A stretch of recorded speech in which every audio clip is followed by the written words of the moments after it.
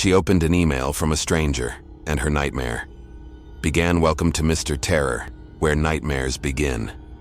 You ever get an email from a stranger? Maybe it looks like spam, maybe it has no subject, or maybe it feels a little too personal. What would you do? Ignore it or open it? Sarah Mitchell made the wrong choice, and that's when her nightmare began. I should have never opened that email. Sarah Mitchell never thought an email could ruin her life. It started as an ordinary night, laptop open, mindlessly scrolling through her inbox, deleting spam, ignoring unread newsletters. And then, she saw it. An email with no subject. The sender, a string of random numbers and letters like something auto-generated by a broken system. Hello, that was all it said. Her gut told her to ignore it. Just another scam. Maybe a phishing attempt. But there was something unsettling about it. Something that felt personal. She clicked. The email expanded, but it wasn't just text anymore. Her screen flickered. A static noise, soft at first, began humming through her laptop speakers. The text inside the email changed before her eyes. Did you get my last email? A sharp chill ran through her body. There was no last email. And then, before she could react, the email deleted itself. Gone. No trace. No sender. As if it had never existed. Her hands trembled. A joke? A virus? Some kind of dark web trick? But then, her phone buzzed. A new message. No number. No contact name. Just one line. You shouldn't have opened that. Sarah's breath caught in her throat. She stared at her phone screen, her fingers frozen above the device. No number, no sender, just that single chilling message. Her heart pounded against her ribs. This had to be a prank. Some hacker messing with her, some creepy automated bot sending messages to random people. She forced a laugh, thin, unconvincing. Yeah, that's it, just some random internet nonsense, and yet her screen stayed lit, the words staring back at her. You shouldn't have opened that.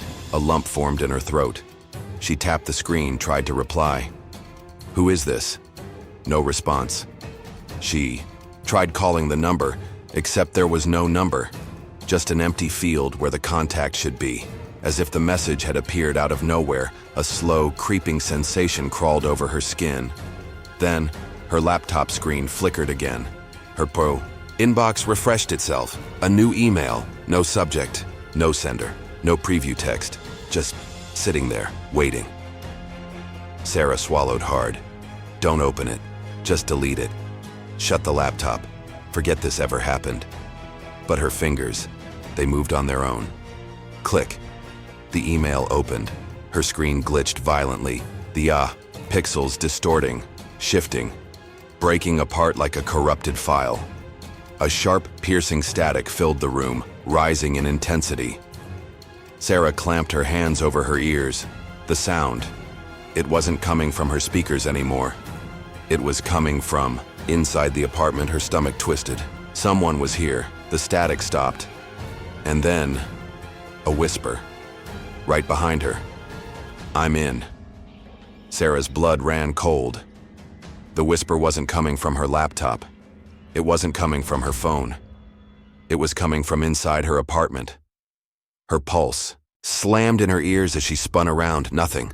Just the dim glow of her desk lamp, her unmade bed, the rain tapping against the window. But something was wrong. The air felt heavier, charged. Her laptop screen glitched again. The email refreshed itself on its own. A new message appeared. Look at the window. Her breath hitched. Slowly, unwillingly, her gaze drifted toward the rain-slicked glass. A reflection. Not hers. Something else. A shadowed figure. Tall, unnaturally, thin, standing behind her. Sarah screamed and spun around. Empty. Nothing was there. Her laptop chimed. Another message. You saw me. Her stomach twisted. Her fingers trembled as she reached for her phone. She needed to call someone. Anyone. She unlocked the screen. No apps. No contacts. Everything was gone, except for one notification. A live video. Feed. She tapped it with shaking hands. The screen loaded. It was a live stream of her, sitting at her desk. Right now. But in the feed, she wasn't alone. A figure loomed behind her, and this time, it started moving. The thing in the live feed, Sarah's vision blurred as panic set in. The figure in the live stream was moving toward her, but when she turned around, nothing was there. Her mind screamed at her to run, to get out of the apartment. But her body wouldn't move. The figure in the stream tilted its head, a slow, unnatural movement like a puppet being controlled by invisible strings. Then, the lights cut out. Sarah choked back a sob.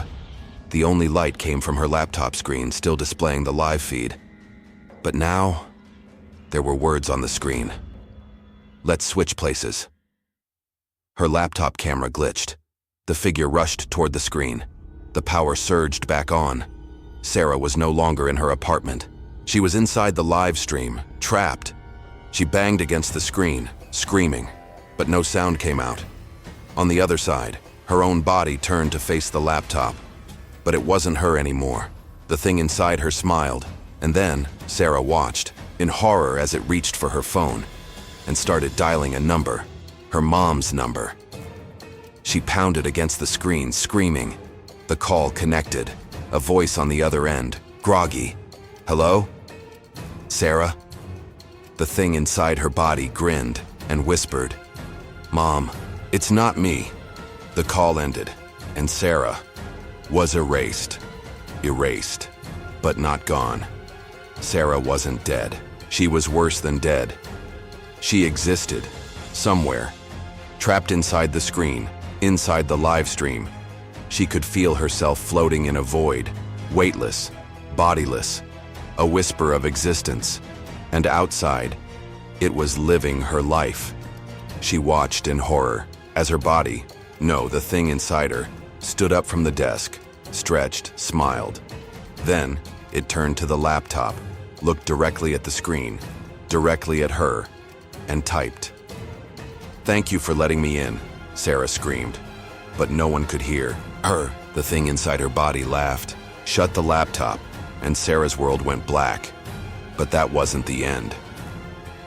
When she woke up, she wasn't in her apartment anymore. She was somewhere else. A place made of static and shadows. A place where others were trapped. They surrounded her. Dozens of them. Hundreds. Faces flickering in and out like broken video feeds. Mouths moving but no sound. Then, the whispers started. They came from everywhere. From nowhere, a voice finally cut through. "You opened the email, didn't you?" Sarah turned. A girl stood behind her, hollow-eyed, gaunt, like she'd been here for years. "You let it take your place." The girl whispered. Sarah's breath caught. No, this wasn't real. She tried to move, but something grabbed her ankle. Cold fingers, dozens of them, pulling her down. The last thing she saw before she was swallowed by the darkness. More emails, thousands of them, all waiting to be opened. Somewhere, in the real world, Sarah's body smiled into a mirror. It had work to do. It needed to send an email. To you. If you enjoyed this terrifying story, make sure to like, subscribe, and hit the bell icon. Because trust me, you don't want to miss what's coming next. And one more thing, check your inbox, because your email might already be waiting. See you in the next nightmare.